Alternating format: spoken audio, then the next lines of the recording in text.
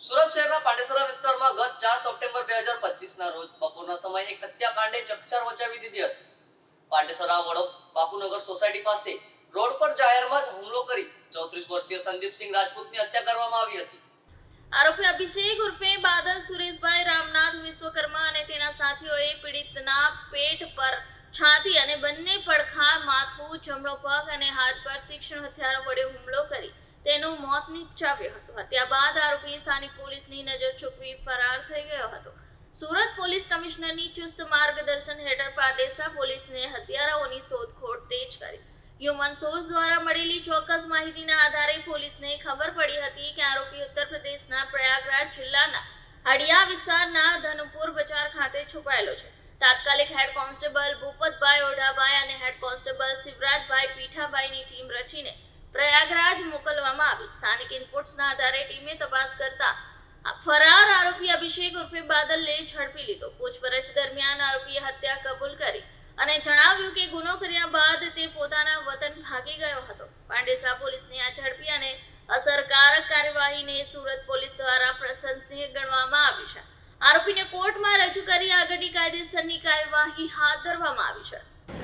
ગઈ તારીખ 15 એપ્રિલ 2026ના રોજ પાંડેસરા પોલીસ વિસ્તારમાં કર્મયોગી સોસાયટીમાં એક બનાવ બનેલ, જેમાં એક જમાઈએ સાસુ પર જ્વલનશીલ પદાર્થ નાખેલ, જેના ભાગરૂપે પાંડેસરા પોલીસ સ્ટેશનમાં ખૂનની કોશિશનો ગુનો દાખલ કરવામાં આવેલ અને 2-1 દિવસ બાદ જે સાસુ પર જ્વલનશીલ પદાર્થ છાંટવામાં આવેલો તેમનું મૃત્યુ થયેલું, જેથી મર્ડરનો ગુનો દાખલ થયેલો. આરોપી મનોહર નાઓ હતા, જે બનાવ બાદ ભાગી ગયેલા હતા અને પાંડેસરા પોલીસે તેમનો સર્વેલન્સ કરીને ટ્રેક કરીને તેઓને ગઈકાલે એરેસ્ટ કરેલા છે. અને બનાવની મૂળ હકીકત એવી છે કે જે આરોપી છે તેમના સાળીની દીકરીની સગાઈ, જે ફરિયાદી છે આશાબેન, એમની દીકરીની સગાઈ આરોપી બીજી જગ્યાએ કરવા માગતા હતા અને સાળી તથા એમના સાસુએ બીજી જગ્યાએ સગાઈ કરી દીધેલી હતી અને ટૂંક સમયમાં લગ્ન પણ લેવાના હતા.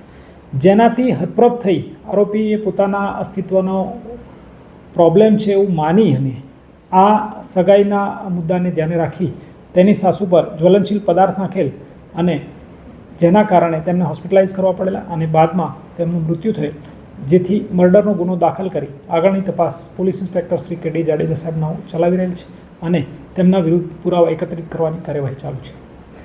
આરોપી શું કરતો હતો અને જ્વલનશીલ પદાર્થ છે ક્યાંથી લાવ્યો?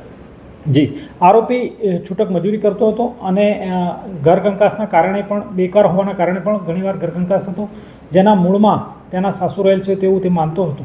અને જ્વલનશીલ પદાર્થ ક્યાંથી લાવેલો છે તે અત્યાર સુધી એણે છુપાવ્યું છે, પરંતુ માહિતી આપેલી છે જેને વેરીફાઈ કરવાની ચાલુ છે, જેથી વેરીફાઈ થયેલી લોકેશન અને કોમ્યુનિકેશનના આધારે વેરીફાઈ કરી ક્યાંથી લાવેલ છે તે જણાવવામાં આવનાર છે.